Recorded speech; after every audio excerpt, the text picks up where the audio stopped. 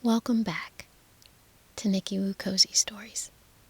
I'm your host, Nikki.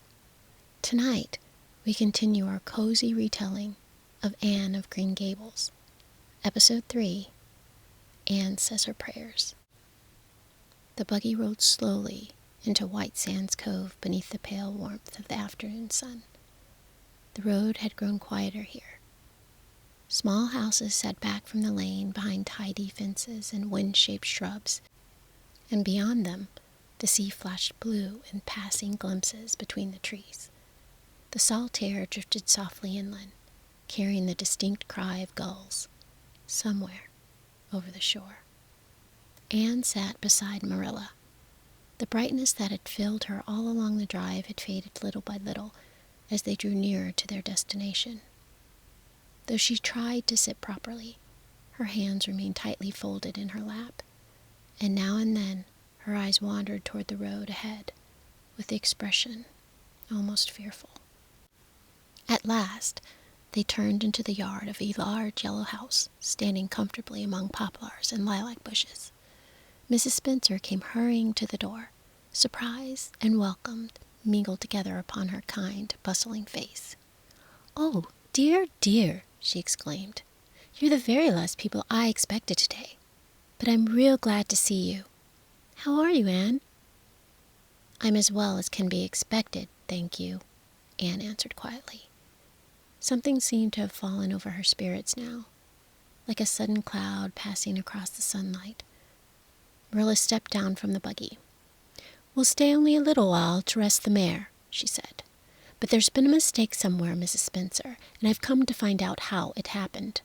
Matthew and I sent word that we wanted a boy from the asylum. We told your brother Robert to send us a boy, 10 or 11 years old." "Marilla Cuthbert, you don't say so," cried Mrs. Spencer in distress. She turned toward the girl lingering near the doorway. "Flora Jane, didn't Nancy say they wanted a girl?" "She certainly did," said Flora Jane earnestly. Mrs. Spencer clasped her hands together. "Oh, I'm dreadful sorry," she said. "I truly believed it was following your instructions. Nancy is such a heedless creature sometimes. But I did the very best I could." "Oh, it was our own fault," Marilla admitted after a moment. "We should have come ourselves instead of trusting such an important message to be passed along second-hand. But the mistake has been made now, and the question is what to do next. I suppose the asylum would take her back." "I suppose so," said Mrs. Spencer thoughtfully. "But perhaps it won't be necessary." She lowered her voice slightly, as though introducing a practical solution to an awkward difficulty. "Mrs. Peter Blewett was here yesterday," she continued, "and she was saying she wished she could find a little girl to help her. She has a large family and finds it hard to manage. Anne would suit her exactly." Marilla said nothing, but inwardly she felt no comfort at all. She knew of Mrs. Peter Blewett, by reputation, a sharp-faced, hard-working woman with too many children, too little patience, and a household that always seemed stretched thin and restless. The thought of placing Anne there brought no sense of relief. For the first time since the bewildering business had begun, Marilla felt something uneasy stir beneath her uncertainty. Anne, meanwhile, sat silent on the edge of the step. Though she kept her eyes lowered, she was listening to every word. The afternoon breeze moved softly through the poplar leaves overhead. Far away, beyond the houses of White Sands, the sea continued its endless murmuring along the shore. Outside, the afternoon sunlight rested warmly over White Sands. Faint sounds drifted now and then through the open window. The creak of wagon wheels somewhere along the road, the far-off cry of gulls over the shore, the soft stirring of poplar leaves in the afternoon breeze. Through the open doorway came the faint sound of wagon wheels moving along the road, followed by voices drifting nearer. Mrs. Spencer glanced toward the window. "Oh, that'll be Miss Blewett now," she said. And somehow, at the sound of the name, Anne's small, hopeful feeling seemed to draw quietly inward again. A few moments later, footsteps approached the house, and the door opened. Within the parlor, everything seemed to narrow quietly around Anne.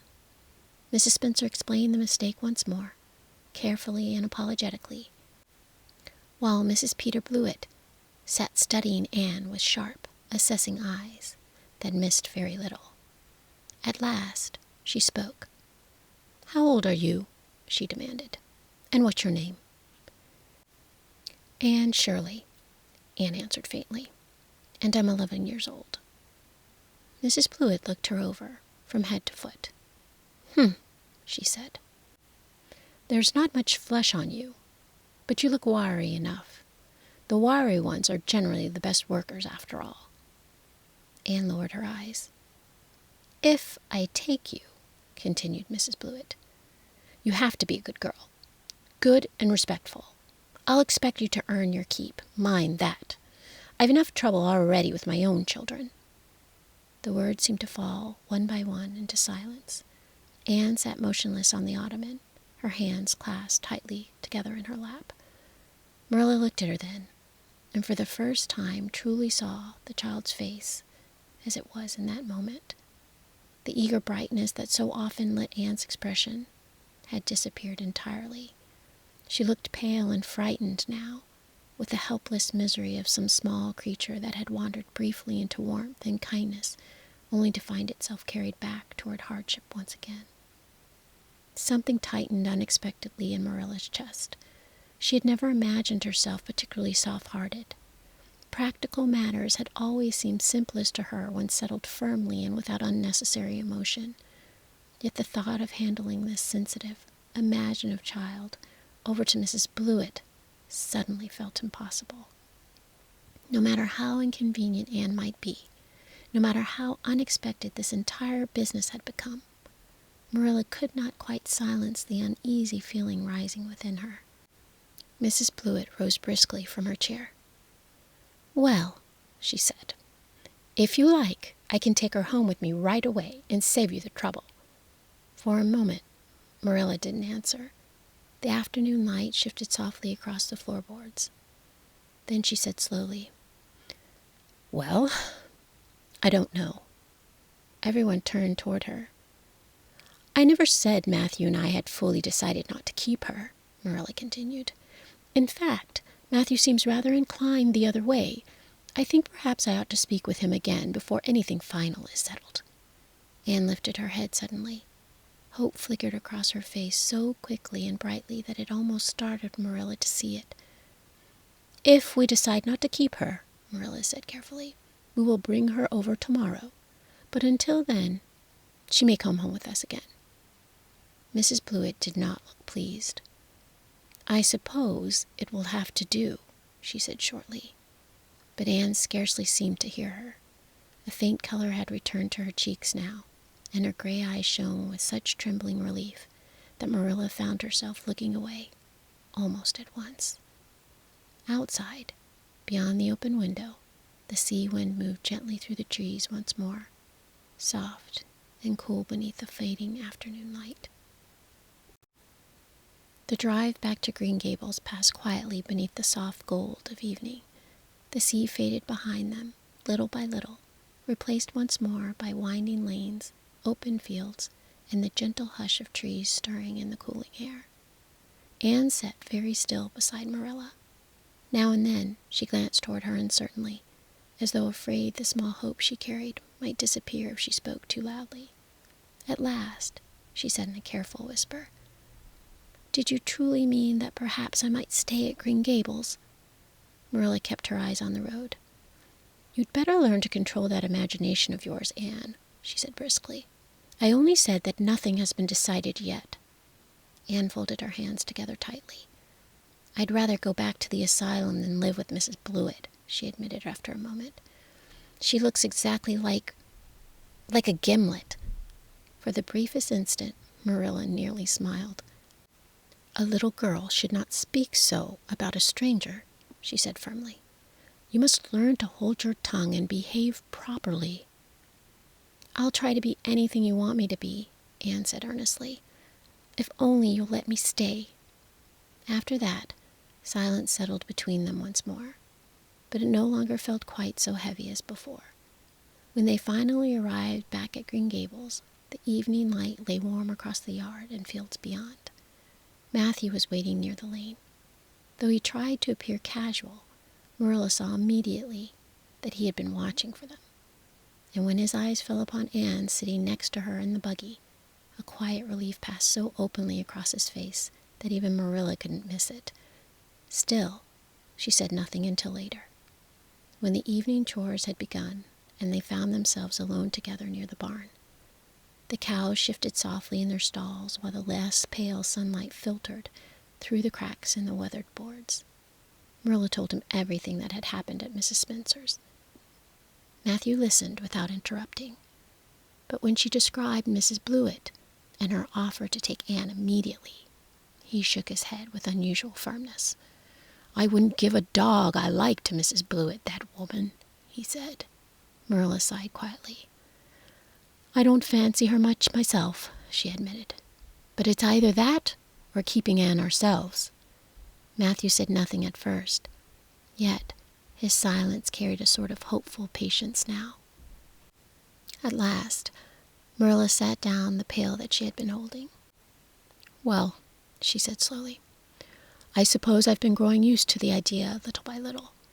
And since you seem to want her—" Matthew looked up quickly. "So far as I'm concerned," Marilla continued, "she may stay." Matthew's shy face brightened as once. "Well now," he said gently, "I reckoned you'd come to see it that way, Marilla. She's such an interesting little thing." "It would be more useful if she were a useful little thing," Marilla replied, "but I'll do my best with her." The evening air drifted softly through the barn doorway. Outside, the sky above Green Gables had begun to deepen into dusk, pale blue fading slowly towards the silver. And somewhere upstairs in the east gable room, quite unaware that her future had quietly changed below her, Anne Shirley was still waiting and hoping. That night, after the lamps had been lowered and the house had grown still, Marilla led Anne upstairs to the little east gable room once more. The window stood open to the soft spring darkness. Outside, the cherry trees moved faintly in the evening breeze, their pale blossoms silvered beneath the moonlight. Marilla paused near the door and looked around the room with practical approval. Then her eyes fell upon Anne's clothes, scattered untidily across the floor, just as they had been the night before. "Now, Anne," she said firmly, "I noticed last night that you had tossed your clothes about without folding them. That is a very untidy habit, and I cannot allow it." Anne looked genuinely distressed. "I was so troubled in my mind last night," she explained earnestly. "I truly didn't think about my clothes at all."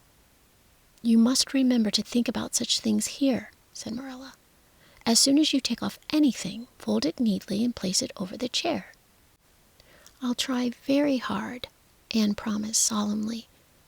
"At the asylum, they always made us do that too, but sometimes I'd forget because I was in such a hurry to get into bed and began imagining things." Marilla gave a small sigh. "Well," she said, "you'll have to remember a little better if you stay at Green Gables." Anne's eyes brightened softly at those words. "If you stay." The phrase seemed to glow inside her. Marilla adjusted the blankets briskly. "There now," she said. "That looks like something. Say your prayers now, then get into bed." Anne stared at her. "I never say any prayers," she announced. Marilla turned sharply in astonishment. "Never say your prayers," she repeated. "Why, Anne, weren't you ever taught?" "Oh, yes," said Anne quickly. "At Sunday school they made us memorize the whole catechism." And then, without hesitation, she recited, "God is a spirit, infinite, eternal, and unchangeable in his being, wisdom, power, holiness, justice, goodness, and truth." The words came rapidly and perfect. Marilla looked somewhat relieved. "Well now," she said, "at least you do know something." Anne nodded thoughtfully. "I always liked the sound of those words," she admitted. "Infinite, eternal, and unchangeable feels so grand somehow, almost like poetry. We are not talking about poetry, Marilla said, trying not to lose patience. We are talking about saying your prayers. Don't you know it's wrong not to pray? Anne considered this carefully. I suppose maybe it is, she said at last. But I was generally too tired at night to bother. People who spend all day caring for twins can't really be expected to say long prayers too, can they? Marilla pressed her lips together to keep from smiling. Anne Shirley, she said sternly, you talk entirely too much. Anne accepted this rebuke meekly. Then after a pause, she asked very seriously, what exactly is a prayer? Marilla blinked. Why, prayers when we ask God for the things we need and thank him for his blessings. Anne grew thoughtful again. But if God already knows everything, she said slowly, then he must know what we need before we ask him. So perhaps the important part is wanting the right things. Marilla was not at all certain how to answer that. Well, she said after a moment, you should still kneel down and try to say a proper prayer. Anne immediately slipped to her knees beside the bed. She folded her hands very tightly and shut her eyes with dramatic determination. Then one eye opened again. I don't think I can do it without help, she confessed. I've never invented a prayer before. You needn't invent one, said Marilla. You may repeat the Lord's Prayer after me. So there, in the quiet little room beneath the sloping roof, while moonlight drifted softly across the floorboards, and the orchard branches whispered beyond the window, Anne Shirley said her first prayer at Green Gables. The room had grown quieter still. Moonlight rested softly across the floorboards, pale beneath the open window, while outside the orchard moved gently in the night breeze. Anne remained kneeling beside the bed, her hands folded tightly, her bright eyes lifted expectantly toward Marilla. Well, said Marilla at last, a little uncertainly, you may repeat after me. Anne nodded at once. Marilla hesitated. She had meant to teach the simple prayer every child in Avonlea knew, the familiar words spoken softly at bedside after bedside for generations. But somehow, standing there in the stillness of the east gable, looking at the earnest, imaginative child, the words caught oddly in her mind. Anne didn't seem like the sort of child who belonged to neat little prayers spoken without thought. She seemed more like the wind outside, restless, wondering, impossible to keep entirely contained. For the briefest moment, something very close to amusement stirred in Marilla. Not amusement at Anne herself, but at the strange turn the evening had taken. Anne waited patiently. I'm ready, she whispered. Marilla drew back to seriousness. You may say this, she instructed gently. Our Father, Anne repeated solemnly, who art in heaven, who art in heaven. The words continued quietly through the room, Anne repeating each line with deep attention, as though every phrase were something precious and newly discovered. Outside, the breeze moved softly through the cherry blossoms. Now and then the branches brushed lightly against the house. At last, the prayer was finished. Anne remained very still for a moment afterward. Then she looked up slowly. Well, she said softly, that was very interesting. Marilla almost smiled. It isn't meant to be interesting, she said. It is meant to be sincere. I was sincere, Anne assured her quickly. At least I think I was, but I do believe I'd rather feel a prayer than say one from memory. She turned her gaze toward the moonlit window. If I really wanted to pray, she continued dreamily, I think I'd go out into the great field all alone or deep into the woods, and I'd look up into the sky, up, up, up into all that blue, and I felt small enough and quiet enough for the prayer to come all by itself. The room fell silent again. Marilla looked at her for a long moment. There was something odd about the child. Improper, certainly. Far too fanciful. And yet, there was a strange sincerity beneath it all that made sharp correction difficult. "Well," she said at last, brisk once more, "you've said your prayers now, and that's what matters." Anne rose obediently and climbed into bed. The blanket settled around her in soft folds. Marilla lifted the candle from the table. At the door she paused. "Good night, Anne." Anne's face brightened instantly against the pillow. "Good night, Marilla." Then after the briefest hesitation, "I think this has been the nicest night I have ever had," she said softly. Something in the words caught unexpectedly in the quiet room. Marilla gave a short little nod, though Anne could not have understood all that moved behind it. Then she lowered the candle slightly and stepped into the hall. The door closed gently behind her. And upstairs, beneath the sloping roof of Green Gables, Anne Shirley lay awake for a little while longer, watching moonlight drift across the ceiling, feeling, for the first time in a very long while, that perhaps the world held a place for her after all. Morning came softly to Green Gables. The first light drifted pale across the orchard, touching the cherry blossoms with silver and gold. Outside the east gable window, the branches stirred gently in the early breeze, and somewhere beyond them, the brook could already be heard, quiet and laughing in the morning stillness. Anne woke slowly. For a moment, she lay perfectly still beneath the covers, watching the light move across the ceiling. The memory returned all at once. Green Gables, Marilla, Matthew, the orchard, and the uncertain hope that still fluttered quietly inside her. Anne slipped quickly out of bed and hurried to the window. The world outside looked even lovelier than it had the evening before. The grass shimmered faintly with dew. The apple tree stood wrapped in pale blossoms. Farther away, beyond the brook and the birches, the distant water gleamed soft blue underneath the morning sky. Anne pressed her hands lightly against the windowsill. "Oh," she whispered, almost breathlessly, "how can anyone help loving a world like this?" For a little while, she simply stood there, looking out as though she could never quite finish seeing everything. Then her gaze fell upon the cherry tree beside the window, its white blossoms moving gently against the sky, so bright and delicate that they hardly seemed real at all. Anne smiled softly. "Good morning, Snow Queen," she whispered. The words pleased her immediately. It seemed only right that such a tree should have a beautiful name. Below, she could hear faint movement from the kitchen. Pans, footsteps, the beginning sounds of the household waking. Reluctantly, Anne drew herself away from the window and dressed quickly.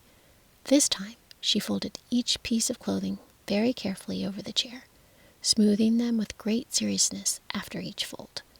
When she was finished, she looked at them with satisfaction. "There now," she told herself quietly. "That is being neat." Downstairs, the kitchen smelled of porridge and warm bread. Sunlight rested across the table in long golden strips. Marilla moved briskly between the stove and the cupboard, already deep in the practical business of the day. Matthew sat quietly near the window when Anne entered, his eyes lifted toward her at once. And though he said nothing, his expression softened. "Good morning," Anne said brightly. Then she paused. "I'm very glad it's morning," she added. "Mornings always make me feel that wonderful things might happen." Marilla gave a small, practical sniff. "Sit down and eat your breakfast before it gets cold." Anne obeyed immediately. For several moments, she ate in unusual silence. But silence could never hold Anne Shirley for very long. "Do you think," she asked suddenly, "that trees have souls?" Marilla nearly dropped the spoon she was holding. "Souls?" she repeated. "Yes," Anne said earnestly. "I was wondering about the cherry tree outside my window. I named it Snow Queen." Marilla closed her eyes briefly. "Anne," she said patiently, "trees do not have souls." Anne looked thoughtful. "Well, perhaps not exactly," she admitted. but they do feel alive somehow, especially in the morning. Matthew's mouth twitched very slightly. Marilla noticed, and for some reason that annoyed her more than Anne's talking. After breakfast, Marilla set her apron aside. "Well," she said firmly, "I suppose we must settle this business today." The brightness in Anne's face faded, just a little, but she sat very straight and nodded bravely. "Yes," she said softly, "I suppose we must." For reasons Marilla herself couldn't entirely have explained, she didn't tell Anne at once that she would be allowed to stay at Green Gables. Instead, she kept the child busy through the morning. There were dishes to wash, vegetables to prepare, towels to fold, and small household tasks to be done properly and carefully. And all the while, Marilla watched. Anne worked earnestly at everything she was given. She listened closely to instructions, tried very hard to remember them, and seemed eager to please. But every now and then, without warning, her attention drifted away entirely. She would stop in the middle of polishing a spoon or folding a cloth, her eyes turning distant, as though some invisible thought had carried her far beyond the kitchen walls.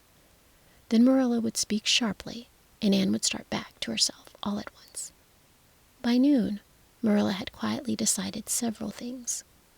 Anne was quick to learn. She was willing to work. And she was not careless on purpose. But she possessed a dangerous tendency toward daydreaming. After dinner, Anne finished washing the dishes and drying the last plate with great seriousness. Then, quite suddenly, she turned toward Marilla. Something in her whole expression had changed. Her hands clasped tightly together, her face pale and anxious, and her eyes wide with determined courage. "Oh, please, Miss Cuthbert," she burst out. "Won't you tell me if you're going to send me away or not?" Her voice trembled despite her effort to steady it. "I've tried to be patient all morning. Truly I have. But I can't bear not knowing any longer. It feels dreadful not to know." Marilla looked at her steadily. "You haven't scalded the dishcloth in clean hot water the way I told you to," she said calmly. "Go and do it before you ask any more questions." Anne pressed her lips together bravely. "Yes, Miss Cuthbert." She went at once. A few minutes later she returned, the dishcloth properly scalded and folded. Then she stood waiting once more, her anxious eyes fixed upon Marilla's face. Marilla sighed inwardly. There seemed little use of delaying it any longer. "Well," she said at last, "I suppose I may as well tell you. Matthew and I have decided to keep you." Anne stared at her. For one suspended moment, she didn't move at all.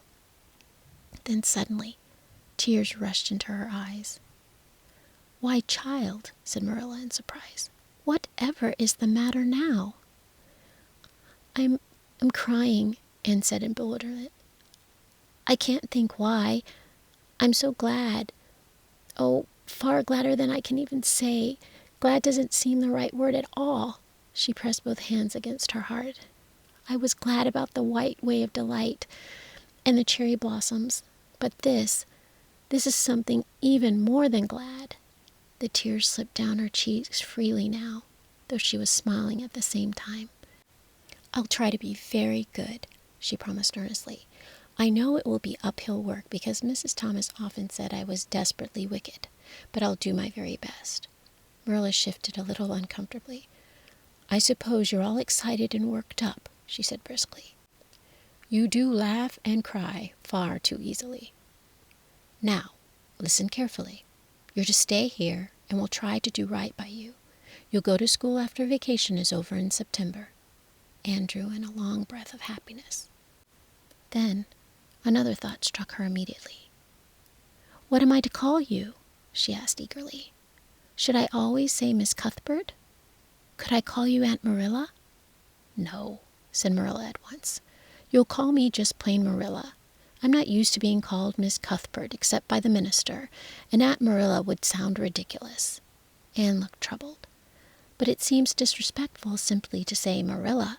she protested softly.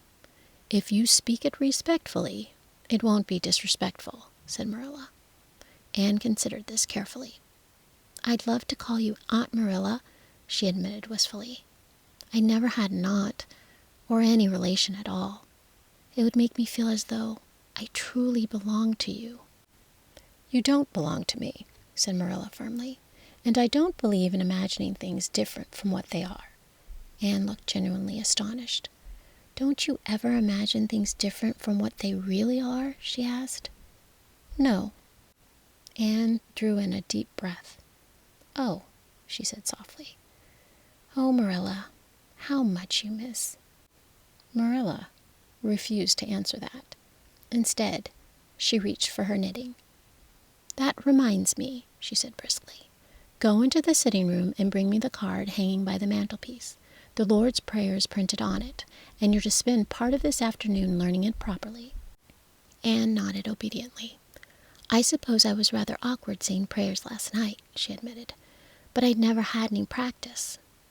After I went to bed, I invented a splendid prayer all by myself. It was almost as long as a minister's and extremely poetic. But would you believe it? I forgot every word of it this morning." Marilla closed her eyes briefly. "Anne," she said firmly, "when I tell you to do a thing, I want you to do it at once, not stand still discussing." "Yes, Marilla," said Anne promptly. She disappeared across the hall toward the sitting room. 10 minutes passed, then 15. At last Marilla laid down her knitting with a look of resignation and went to find her. She discovered Anne standing perfectly motionless before a picture between the windows. Sunlight filtered softly through the apple trees outside, casting shifting patterns of white and green around her. Anne's eyes were distant again, full of wonder, as though she had wandered into some beautiful world entirely her own. "Anne," said Marilla sharply, "whatever are you thinking about now?" Anne came back to herself with a small start. "Oh," she said quickly, turning toward Marilla, "I was imagining the picture." She pointed toward the colorful print hanging between the windows. "It's the little girl in the blue dress," Anne explained softly. "She's standing all alone in the corner, as though she doesn't belong to anyone. Like me." Sunlight shifted gently through the apple blossoms outside, moving across Anne's face as she spoke. "She looks lonely," Anne continued, "but she wanted to be blessed too, so she crept quietly near the others and hoped nobody would notice her, except him." Her voice had grown very soft now, almost reverent. "I think I know exactly how she felt. Her hands must have gone cold and her heart must have beaten terribly fast, just like mine, when I asked if I could stay here." Anne's eyes lifted again toward the picture. "But I think he would have noticed her," she said, with quiet certainty. "I think he would have smiled at her, especially." Marilla shifted uneasily. "Anne," she said firmly, "you shouldn't talk quite so familiar about sacred things." Anne looked honestly surprised. "I didn't mean to be disrespectful," she said quickly. "I only meant that I thought he would have been kind." "Well, perhaps," Marilla admitted reluctantly. "But when I send you after something, I expect you to bring it at once, not stand mooning before pictures." "Yes, Marilla," Anne said obediently. She picked up the prayer card and carried it carefully back to the kitchen. Earlier that morning, she had gathered apple blossoms from the orchard and arranged them in a small jug for the table. Marilla had pretended not to notice the decoration, though she had certainly noticed it. Now Anne propped the prayer card against the flowers and studied it thoughtfully. After several quiet moments, she sighed happily. "I like this prayer," she announced. "It sounds beautiful. Our Father, who art in heaven, hallowed be thy name." She repeated the words slowly, savoring them. They sound almost like music. Marilla continued knitting. "Well, learn it properly and hold your tongue while you do," she said, and bent nearer to the apple blossoms and softly kissed one pale pink bud. Then she turned back to the prayer card again. For nearly 2 whole minutes she remained silent. It was an astonishing accomplishment. Then suddenly, she looked up. "Marilla," she asked earnestly, "do you think I shall ever have a bosom friend in Avonlea?" Marilla looked puzzled. "What kind of friend?" "A bosom friend," Anne repeated. "An intimate friend, a truly kindred spirit to whom I can tell my inmost thoughts." Her eyes shone dreamily. "I've imagined one all my life. I've never really thought I'd find her. But so many wonderful things have happened already that perhaps this will too." Marilla laid down her knitting for a moment. "Well," she said, "Diana Barry lives over at Orchard Slope, and she's about your age. She's a very nice little girl." Anne leaned forward eagerly. "What is she like?" she asked at once. "Her hair isn't red, is it?" "No," said Marilla dryly. "Diana has black hair and black eyes." Anne gave a long sigh of relief. "Oh, I'm so glad," she said fervently. "It would be dreadful to have a red-haired bosom friend. People with red hair ought never to marry, or even be close friends. It would make things far too tragic." Marilla nearly smiled despite herself. "She's a good girl," she added firmly, "and smart too, which is better than merely being pretty." But Anne scarcely seemed to hear the lesson hidden in the remark. Her imagination had already raced ahead. "A bosom friend," she whispered happily. The words themselves seemed to delight her. Marilla picked up her knitting once more. "Now take your prayer card upstairs and learn it properly," she said. Anne obeyed at once, though not before pausing beside the small jug of apple blossom she had gathered earlier that morning for the kitchen table. She touched one pale bloom lightly with her fingertips. "They look lonely left down here by themselves," she murmured wistfully. Outside, the orchard branches stirred softly against the afternoon light, and somewhere deep within Anne Shirley's hopeful little heart, the first bright shape of belonging had begun to bloom too. Anne carried the prayer card upstairs obediently, though not without several wistful glances toward the apple blossoms on the table. "Couldn't I take them with me?" she asked hopefully. "They seem so companionable now." "No," said Marilla firmly. "You don't want your room cluttered up with flowers. Besides, they're pretty on the tree." Anne sighed. "I did feel that way myself," she admitted. "I was afraid perhaps I shouldn't pick them. It seems rather sad to shorten such lovely little lives. But the temptation was irresistible." Marilla gave her a meaningful look. "Anne Shirley, did you hear me tell you to go upstairs?" "Yes, Marilla," she said meekly. So Anne went up to the east gable once more. The afternoon light had softened now, turning the whitewashed walls faintly gold. Anne sat down by the open window with the prayer card in her lap. "There," she announced to herself after a moment.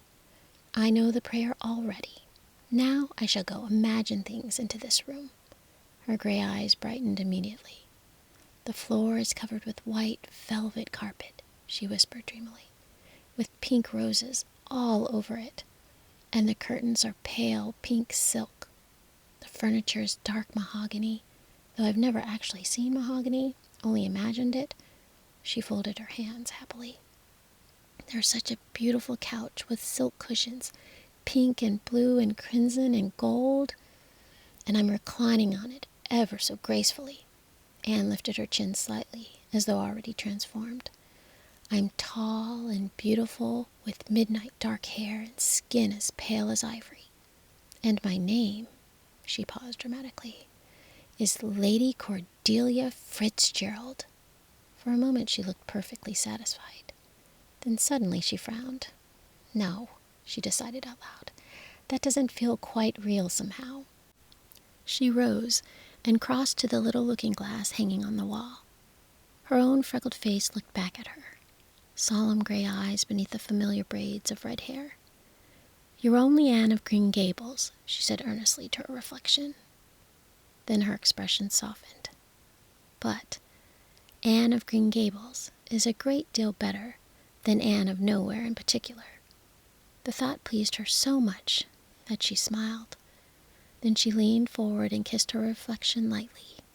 Outside the window, the cherry blossoms stirred gently in the breeze. Anne hurried back to the window, opening it, and leaned out happily. "Good afternoon, dear Snow Queen," she whispered to the cherry tree. "And good afternoon, dear birches down in the hollow. And good afternoon, little gray house on the hill." The world outside seemed alive somehow, full of listening quietness. "I wonder if Diana will truly be my bosom friend," Anne murmured dreamily. "I think I shall love her very much. But I mustn't forget Katie Maurice and Violetta. It would hurt their feelings terribly if I forgot them." Very solemnly, Anne lifted her fingertips to her lips and blew several airy kisses out toward the orchard. "One for Katie Maurice," she whispered. "One for Violetta. And one for my future bosom friend." Then she rested her chin in her hands beside the open window while the warm afternoon drifted softly around her. And little by little, Anne Shirley floated away once more into a sea of beautiful daydreams. And now, the house grows quiet once more. The afternoon light has softened across the orchard, and the cherry blossoms drift gently in the evening air. The prayer card rests forgotten beside the window. The apple trees stand wrapped in pale gold light. And upstairs, in the little east gable room, a lonely child sits dreaming beside an open window, imagining beauty into its bare walls, friendship into the unknown, and belonging into a place that has only just begun to feel like home. Nothing is fully certain yet. Not everything has been spoken aloud. And still, something has changed. A door once closed has opened, if only a little. A place has been made. A name has been spoken kindly. And somewhere, beneath the quiet order of Green Gables, something warm has begun to grow. Not all at once, not loudly, but gently, like roots taking hold beneath the earth. And when you return, we will wander a little farther into Avonlea, through orchards and white blossom paths, toward new friendships, new imaginings, and the small wonders waiting just ahead. But for now, let the house grow still again. Let the breeze soften through the trees. Let the evening settle quietly around you, and allow the story to rest here for tonight. You are safe. You are loved. You have been listening to Nikki Woo Cozy Stories, created by Nicole T. Woodard. May your dreams be gentle, and your sleep be deep.